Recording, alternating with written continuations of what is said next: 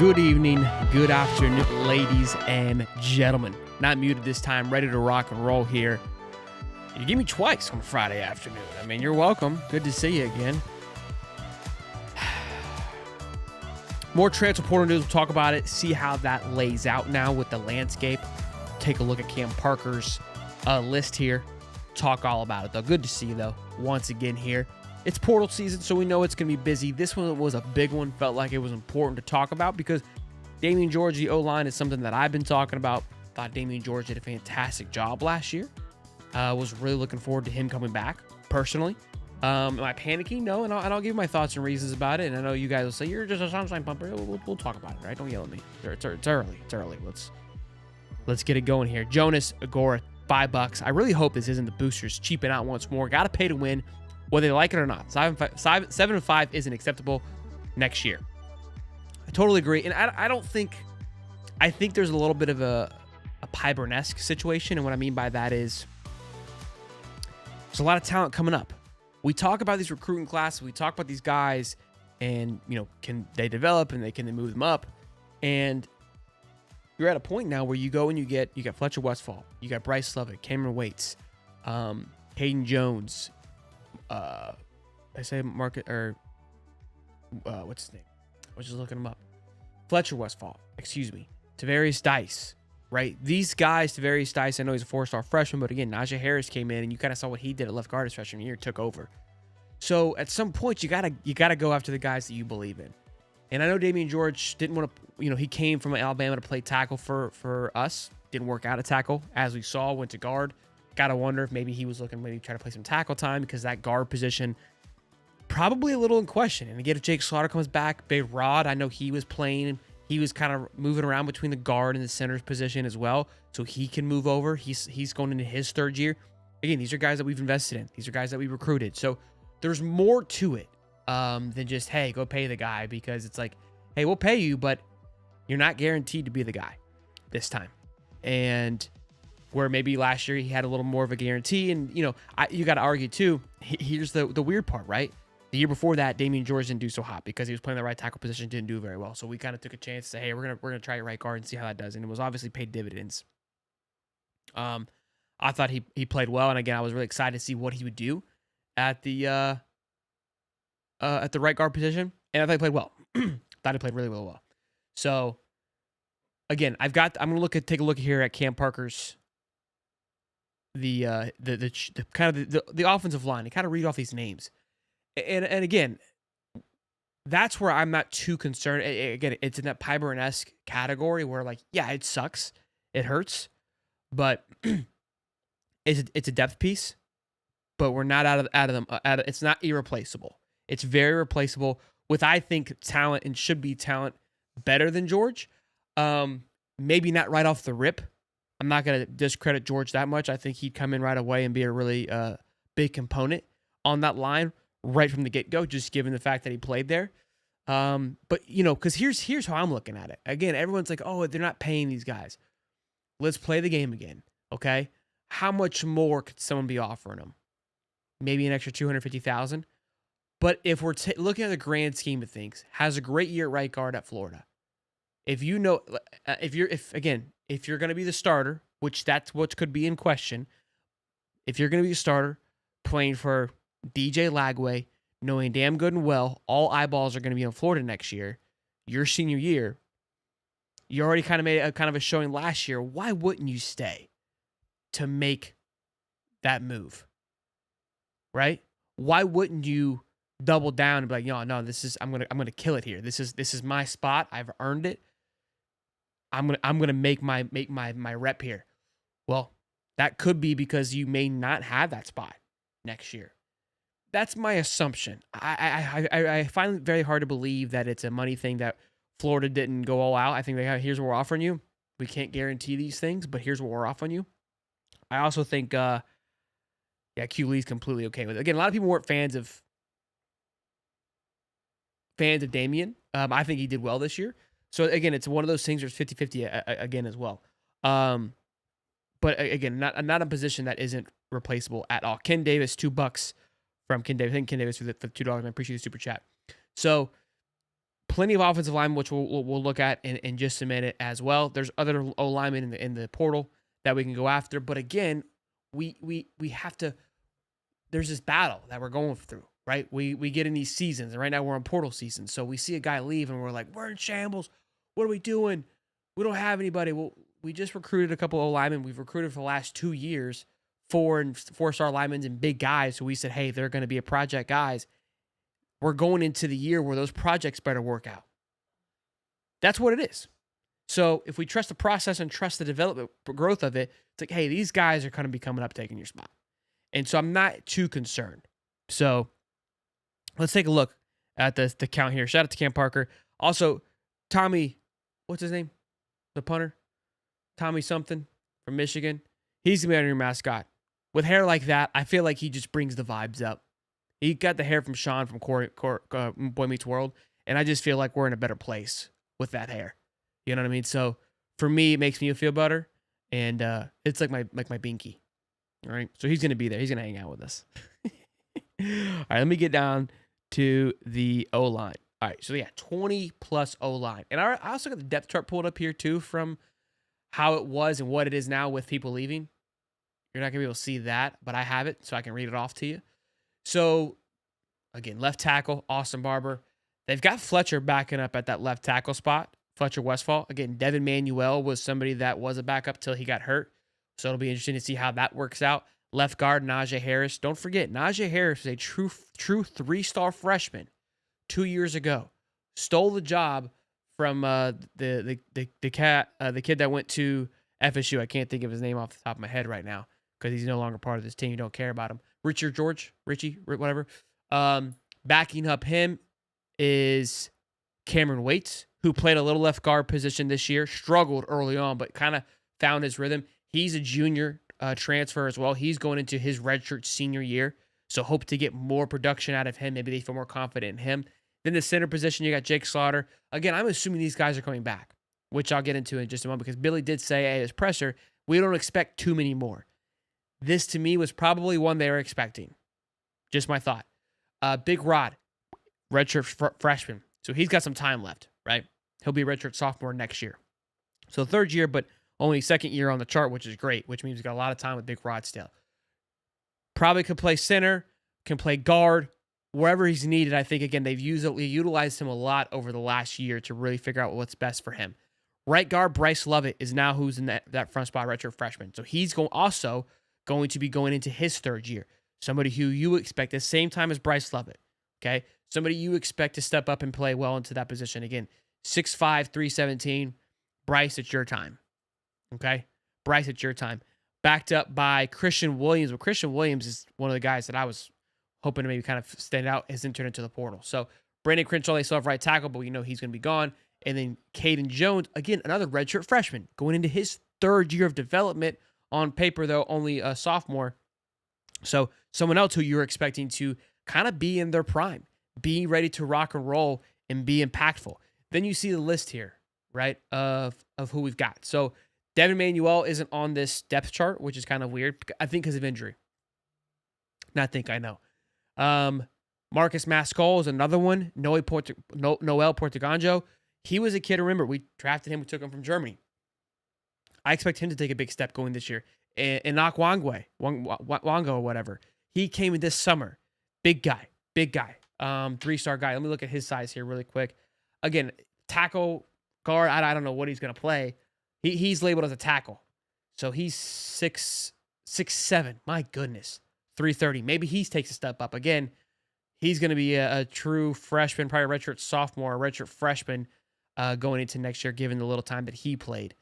So someone else is going to step up. Jason Zamodella, the 4-star, he was an inside offensive lineman from USC. Then you've got Tavarius Dice, Jahari Modlock, and Daniel Pierre-Louis. That was all this recent class that we just signed. Now, will those guys see the field right away? I don't know. Tavarius Dice kind of fits in that 4-star category. He's a guy that could be he could, like a Fletcher, like Elijah Harris, be a day one starter. So there's a lot of young talent that we went out there and got that we clamor for.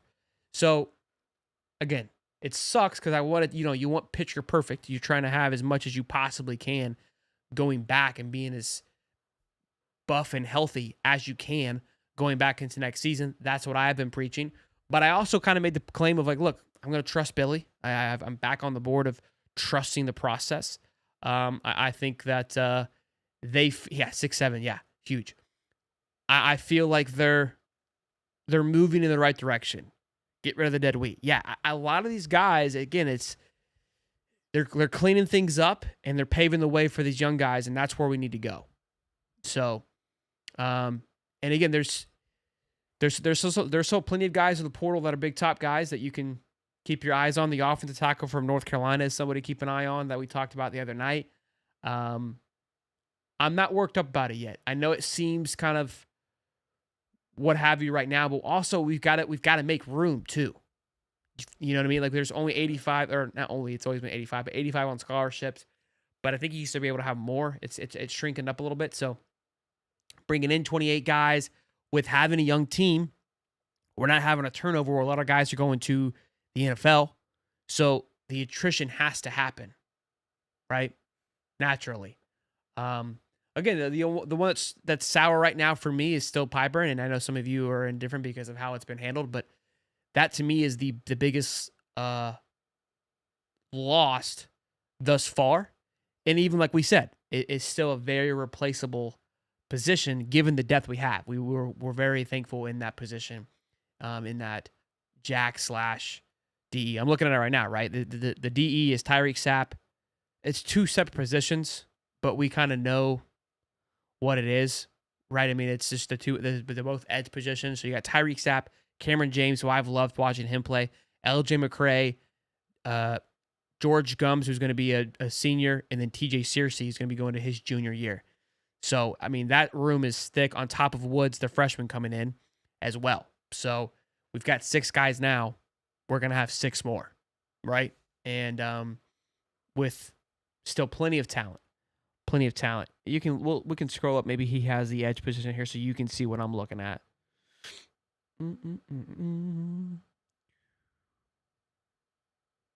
Yeah. So there's the edge. I mean, the edge room is unbelievable. Let's take a look at this D line here, just because we were talking about that silver kid. Caleb Banks, Brian Taylor, Jamari Lyons. This is in no particular order. I believe I don't know how I think he did it by seniority, just so you guys know. It's not about depth. Micah Boro, who really stepped up this year. Fantastic player. DeAndre Robinson also had some snaps late there at the end. Joseph Mbachu, obviously a big time kid that flipped back from Texas. Jeremiah McLeod, Jalen Wiggins. So a lot of young talent there.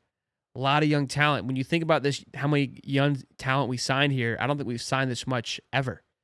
Because, again, Banks was a transfer. Brian Taylor was from last year, JUCO kid. Jamari Lyons was from 3 years ago. Micah Boro was from last year, and so was DeAndre Robinson.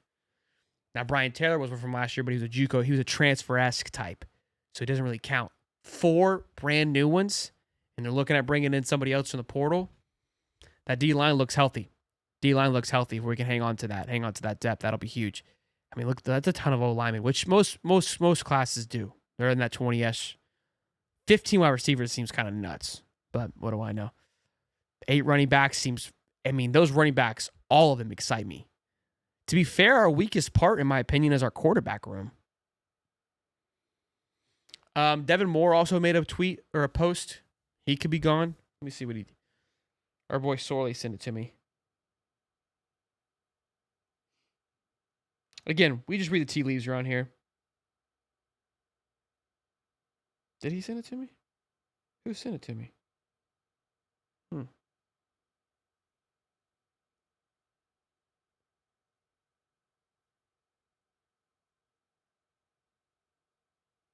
I don't know who sent it to me. He tweeted, he had something. All right, let's take a look at to see what everybody's saying here in the chat. I'm good, not a big loss. Yeah, look, I think 80 to 85 scholarship, 20 walk-on, so to 105. What's about meets? I don't know what you're asking, Coach.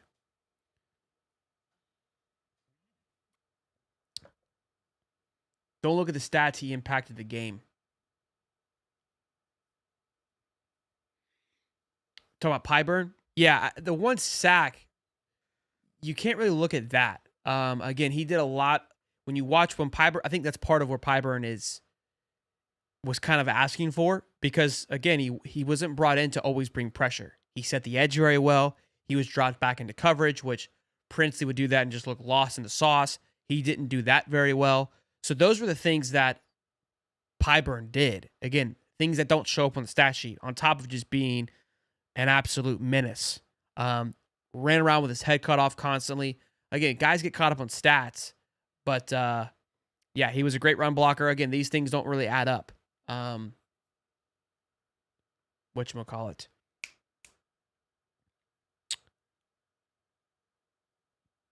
Searcy and Gums and Sapp, those guys are brought in and kind of say, hey, pin your back and go get it. Where you saw, like, Pyburn would do that too, but that wasn't what they utilized him for, and I think he wanted more of that too, which is probably a little bit part of the problem. I'm hoping Stephen Harris has some insight, hoping he calls in, maybe he says a few things. The professor put the link in. Yeah, he just did a drop on Jalen Wiggins. Again, Jalen Wiggins, who was committed very early on, very sharp, very sharp. Professor, give your thoughts down below. Quick, give me 5 bullet points that I can tell the people about Jalen Wiggins and the talent that we're getting there from him in the defensive line room. Because I think that's a big get that, you know, we're overlooking. Big 4-star talented guy. Again, him and Joseph Mbaktu, big 4-star guys. Again, we got caught up in the stars sometimes. Micah Bora, Brian Taylor, JUCO, 3-star guys. Deontay Robinson was a 4-star guy, and we see the impact that he's having right away too. So, not panicking yet. Not panicking yet. Making some coaches changes. Again, the Armstrong feels right. Looks like it makes sense. So 100 likes and the professor will give us another truffle shuffle. I love it. Almost 400 strong, boys and girls. Good to see you. Happy Friday. 2 times in one day. 2 times in one day. Bringing you the news, keeping you guys up to date. Again, portal season, it's busy. It's constantly moving. So we try to stay on top of it as much as we can. And we've got some visits happening, I think, this week with some of those wide receivers, the kid from UCLA. I want to say someone else is there. And yes, somebody mentioned it. We got the punter right down below. Tommy Doman. So he committed today. Reggie Virgil, is he set to make a visit? There's also a quarterback from Charlotte that's visiting this weekend as well. See if he could be one. Let me see if I can get a date on when he'll be visiting. Again, Chase Sowell is another one they're looking after. And then Michael Sturdivant seems to be another. Oh, he's visiting this weekend, so he's probably there right now. And Sal visits next weekend. So, and Virgil is visiting Sunday and Monday. So maybe we'll roll into next week with some more good news before we get to that bowl game. Again, I think they leave for the 16th, I think it is what Cam was telling us. At least that's when the bowl stuff starts. So that's Monday. So they probably fly out Tuesday to get ready for Tulane. And I'm excited for that. I know, you know, I don't know how many people, I would like to know, hopefully a question's asked of the early enrollees from this class that have been participating in the practice. Because I believe they've been practicing. I mean, they get 15 practices. So I assume they've been practicing now. I haven't heard anything, but I mean, shoot, we're running out of days here.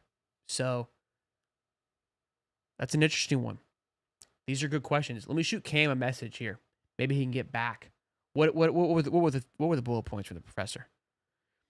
Elite hand fighting, best in all of 2025. Fills with the run gap like off the ball linebacker. Great swim moves. Can play inside. Also, motor runs white hot. Those are the spark notes for Jalen Wiggins. Go take a look at that film that he posted. It's fun to watch. And again, you guys try to get Professor crap, but that guy grinds the film. He watches a ton of it. So let me shoot Cam a message.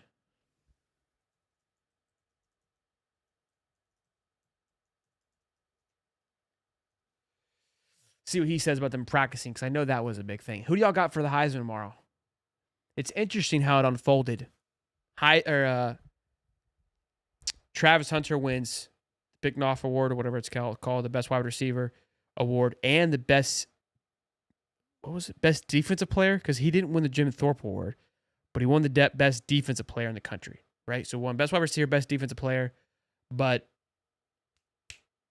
Genty won the Maxwell, which last 8 out of 10 who won the Maxwell have won the Heisman. So it's kind of like the Emmys and the Oscars is how I look at it. Like whoever wins like an Emmy in a certain category can sometimes tell you who's going to win the Heisman. That's how this feels. But you get a guy that wins two awards, making him the best in each individual category. That's a tough one. We got three Genties, 4.5, 3.5 Genties. Says I like Genty, but I think they give it to Hunter. I think Hunter should get it too, but it's tough. I think this is the first time in a long time, at least that I can remember, that I will be tuning in for the Heisman. I usually don't get too worked up about it because you kind of know who's going to win it, and it's not really that exciting. Yeah, John Lee, you shouldn't be able to win the playoffs or win the Heisman and not play in the playoffs. That's tough. I mean, maybe going forward, you can kind of say like your team should be in that conversation. I mean, we've had plenty of guys have. I mean, last year Jaden Daniels won and didn't, and lost like 3 games. So, James Manning, it was Damian George.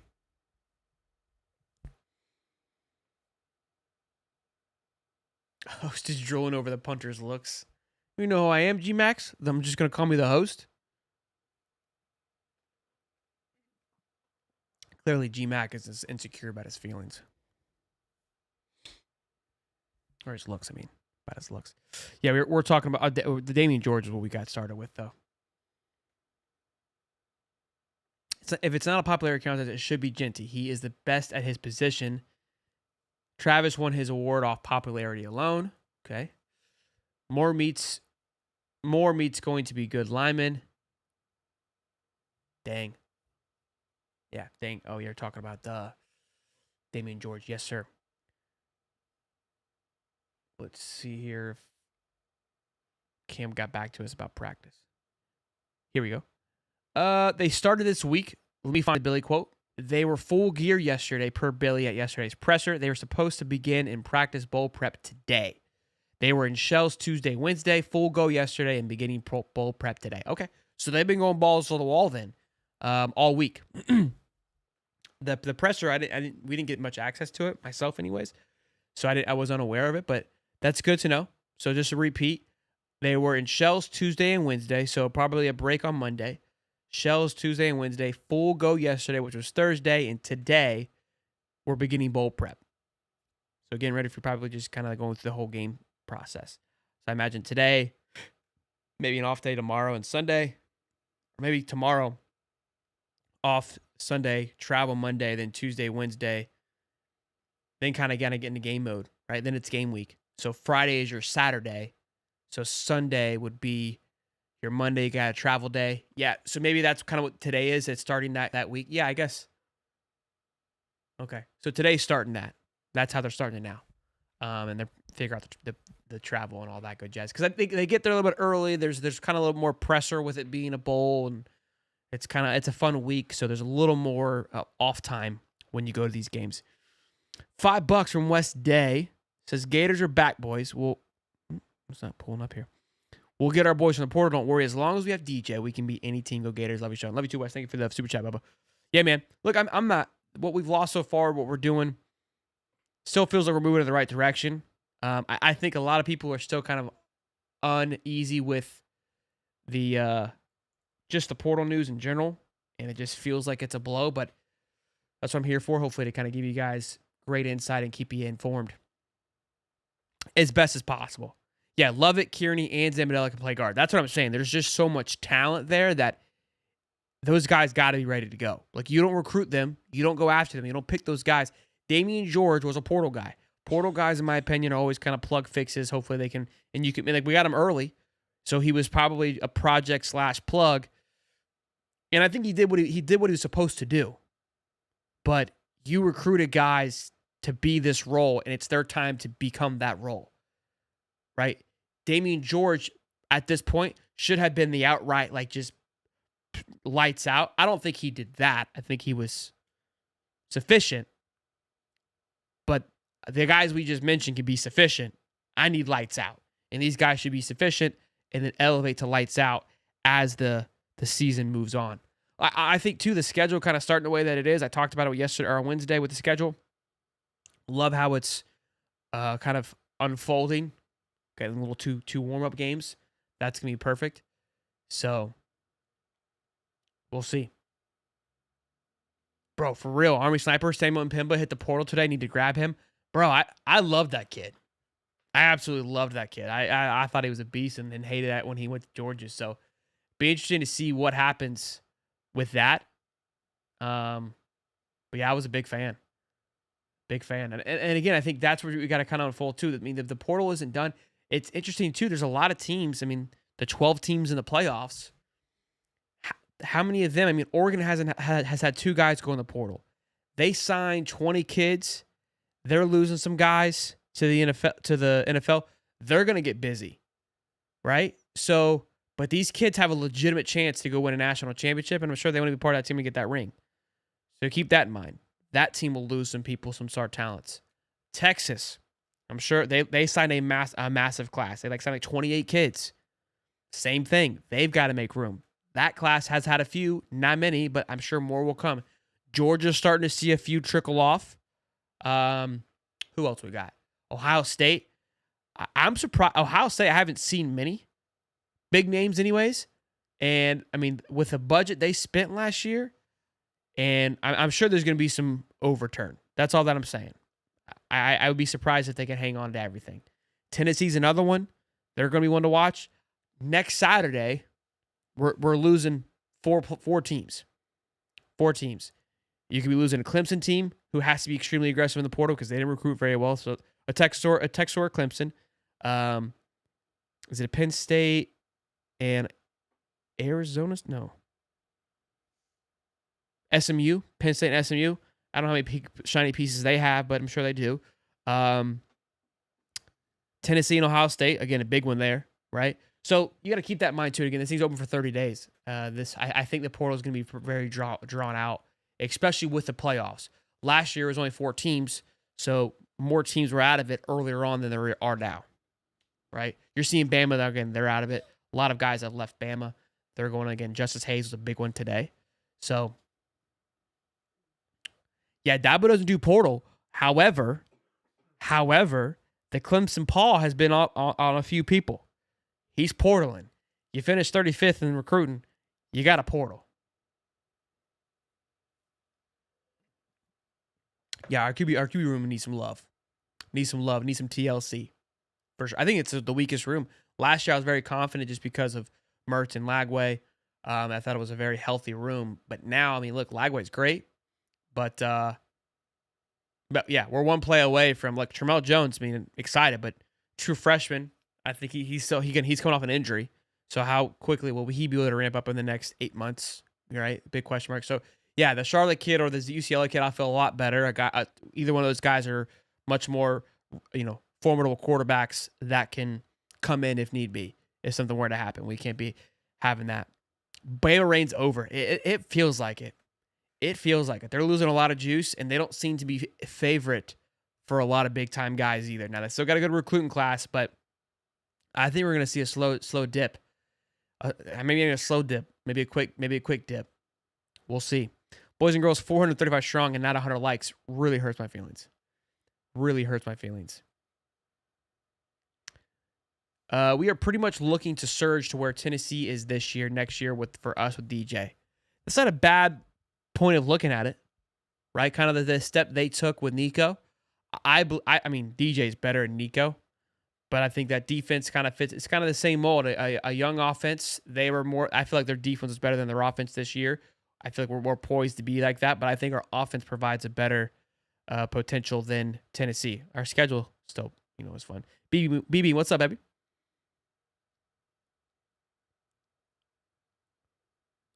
I mean, we kind of rag on. We kind of rag on Dabo, but I mean, Cats played in the playoffs. West Day, 17 moments of membership. Hit the like button, guys. Really helps the channel. Absolutely. Shelton, what's your playoff bracket breakdown video? Dude, when we first started these things, I thought they were cool. That's what everybody did. But they're just, I don't know. They just don't, they're not fun to me. I don't know. They're not sexy. Like if I were to do a portal or a playoff bracket, I'll tell you what I want, not what I think. It feels very lopsided. Like everyone's got Georgia, Oregon. I can do one right now. I don't care. I just don't care to like go out of my way. I don't know. Maybe I'm boring. Plus, everyone does them too, and I just like, yeah, I agree. Like, I agree. Let me see if I can find one online here. Play around with it.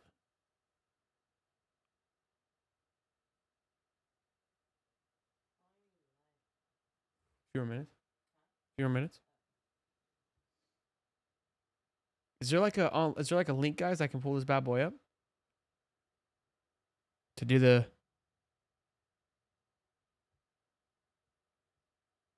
deadline. I believe is January 9th, 9th or 10th. It's 30 days from when it opened up.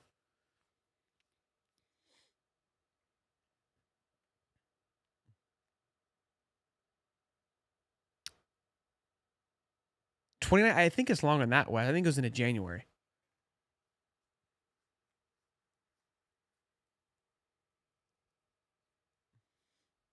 Oh, think Texas, Georgia repeat? I'd rather you break down the Gators punter than do the playoff bracket. I mean, that does sound fun. That does sound fun. I can't find if there's like a link where I can do it.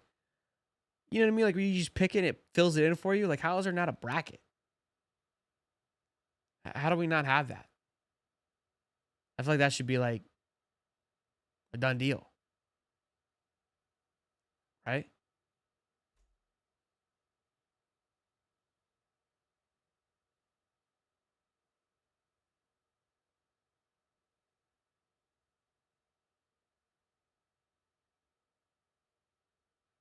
I know there's a picture, but I'm talking about like a link, like a March Madness link.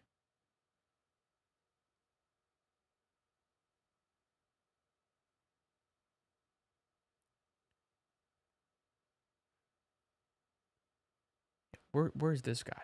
I want to just be able to pick it and go. Yeah, see all we got here. I'll just draw, I guess. It's making this difficult. I feel like that's a fumble on ESPN. Big time fumble. All right, come on.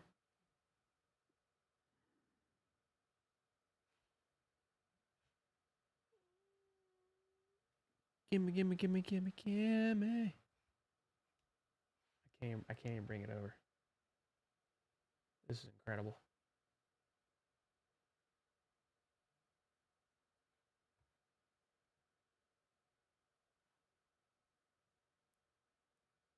Nobody's even listening to me. You guys are just arguing about nothing over there. Trying to help me out, find this dang bracket so I can predict it. No.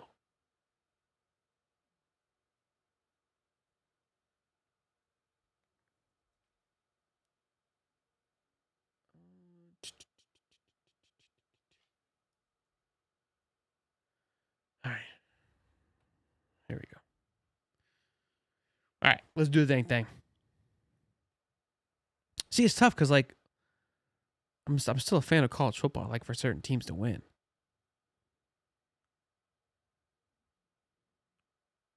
Oh man, this is tough. SMU wideout, like I want SMU to win. You know what I mean? But I think Penn State should win it. I want Indiana to win, but I think Notre Dame's going to win it. Do you see the dilemma that I'm in? Do you see what I'm working with here? All right, let's do this. Tennessee, Ohio State. I'm also SEC. I want my SEC teams to win, but I don't want that. My computer just being dumb.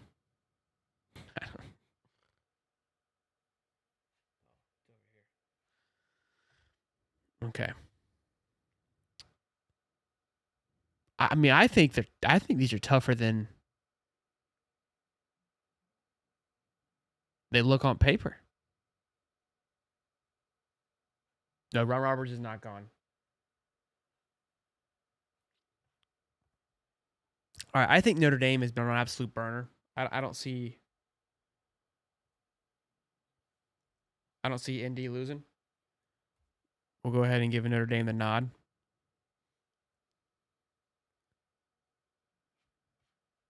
My computer's in shambles. Go ahead and add.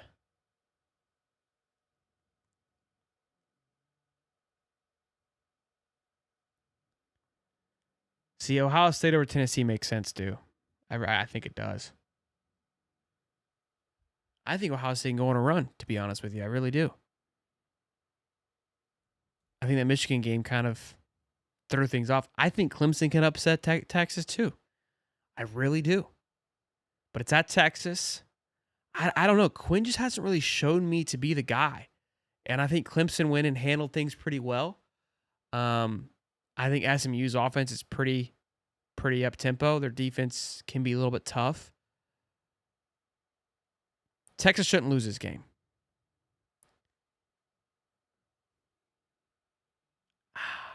Tough one for me. Let's go back here. I think SMU takes down Penn State. And maybe I'm wrong. But I like SMU's offense. I think they should have had Clemson. I kind of like what they're doing up there or down there or over there in SMU. I hate James Franklin. He loves to lose the big ones. And I think home team sweep is a really good one too. I feel like we're going to have one of those years where either all the opposing teams win or all the home teams win. Right? That's how it feels. I like SMU. But see, people think Penn State's going to make the Final Four because this Boise State game is weird. Yeah, I know Penn State's defense is going to stifle. That's what everyone says. I don't know. Yeah, I'm not sold on Clemson either. I'm going to take UT here. That Arizona State team is fun, but their quarterback is questionable. I don't see them getting past any team. So we're going to take UT because I love Scatabo, but I just don't think that Iowa State could give them the juice. Mind you, these games are not at their home. These are neutral. Ohio State loses. Ryan Day could be gone. That portal gets jumping. Could be interesting. I'm probably wrong on the SMU one, guys. All right. But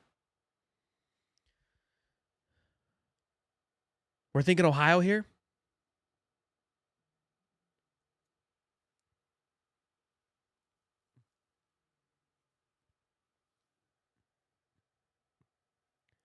We're thinking Ohio here, right? I think if they lose this game, I'm going to be shocked. I don't think Tennessee can just nose grind them like Michigan did. I think Ohio just got punched in the mouth because it's Michigan. And this game is going to be an interesting one too. A rematch. The Ducks, though, getting much needed rest. Give me the Ducks. Damian George transferred.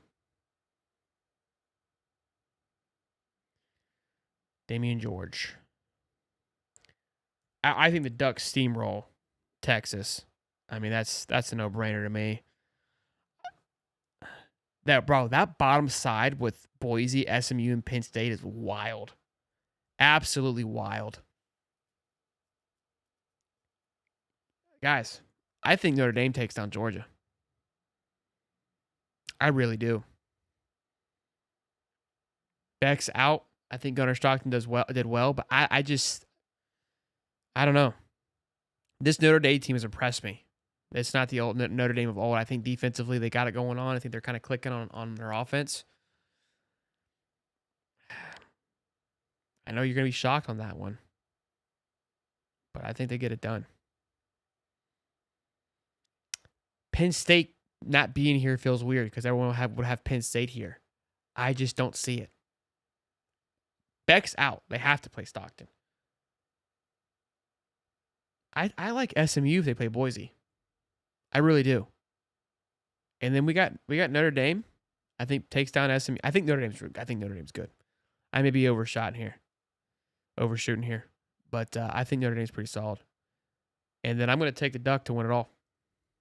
That's my pick. There it is, B-Bean. You got it out of me. I hate this because, again, like, I feel like I'm stuck to this. But I would love for Indiana to win. I would love for Tennessee to beat Ohio State because I want to see the shambles. I'll take my Texas. I'll take the Hook'ems. I'll take Hook'ems here, like personal favorite. Duck Tennessee. Like how I look at it is like I get to make fun of somebody here, so it's a win-win. And again, Tennessee moves on. That's more SEC representation. Although I would hate for Tennessee to be there, but there's like that part of me of like, hey, there's like multiple battles in my head, right? I think it looks pretty solid. Super chat from Joshua Graham. Vols versus OSU is the shoe, right? Going to be hard playing to the Colt. It is. It is. All the games on the outside are at their respective fields. So Notre Dame's at home. Penn State's whiteout games can be absolutely insane. Texas, I feel like it's rowdy, but nothing that Clemson hasn't been in. Yeah, I think Tennessee's gonna be for a rude awakening. That's gonna be fun to watch. That's gonna be incredible. But the rest after that, it's on normal field, and that's where I'm kind of taking these games. Again, I think Notre Dame playing inside, it's beneficial for both sides. I think the Ducks playing on turf is huge advantage for them. Texas, Arizona State, it's kind of a wash. I think SMU playing inside against Boise is a massive advantage. Again, I know you don't have SMU beating Penn State. It's going to be tough there to play there, and I get that. I think it's possible. SMU my Final Four. That's my Cinderella story. Number 11 seed. Going far. I like it. I like it a lot, actually. Looking at it here, I'm feeling pretty good about that. We'll see. We may come back to this. I'm like, yeah, Shelton was dialed in that night. Or we'll come back to this like, that guy is a moron. So, we'll see. Yeah, the brackets don't do much for me either. I agree, Kathy. We're passing the time, mostly. We're passing the time. Well, you guys be good. Glad we got to see each other twice today. We'll have our show live tomorrow morning at 9 a.m. Cowboy Ty and I will be talking about Army versus Navy. It's classic. We got 2 more of these we get to do, I guess. 2 more big Saturdays we get to rock and roll. So we're going to have fun with it. Won't be that long of a show breaking down one game, but we'll talk about that. Probably a little bit playoff preview as well. So if you guys want to tune in with us first thing in the morning, we'll hope to see you guys there. If not, smash the like button. We also surpassed 24,000 subs. So awesome stuff there. Next stop, 25,000. That's another milestone. 25K. It's only 1,000 more. Let's get there, boys. I'll see you on the next one. Peace and love, baby.